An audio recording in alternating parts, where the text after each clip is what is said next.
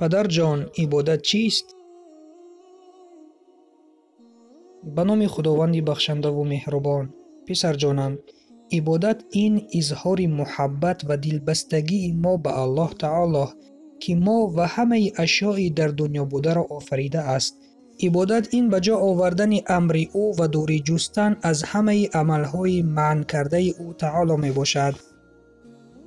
عبادت این اظهار آن اعتقاد است که در دلهای ما پیداست و در عملهای ما موجود است. به مانند نماز گزاریدن، روزه گرفتن، قرآن خواندن، دعا کردن، ذکر نام الله تعالی را نمودن، همه این به عبادت تعلق دارند. پسر جانم، این چنین دوری جستن از دروغ، دزدی و دیگر گناهان نیز عبادت به حساب می رود.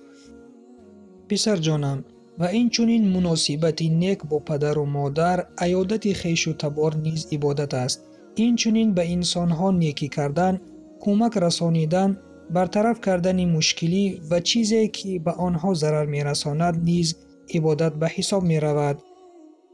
پسر جانم، و این چنین به برادران مسلمان خود سلام دادن، با تبسم او را پیشواز گرفتن نیز عبادت است. همین طور همه چیزی که به خاطر رضایت الله تعالی به اجرا رسانیده می شود عبادت می باشد. پسر جانم، اکنون بیا آیت را گوش بکنیم که خداوند چی می فرماید. الله تعالی می فرماید: قل إن صلاتي ونسكي ومحياي ومماتي لله رب العالمين. یعنی بگو نماز من و قربانی من و زندگی من و مرگ من برای خدا آن پروردگار جهانیان است. سوره انعام آیه 162. و پیامبر اکرم صلی الله علیه و سلم در حدیث گفتند: دعا این مغز عبادت است. روایت ترمذی.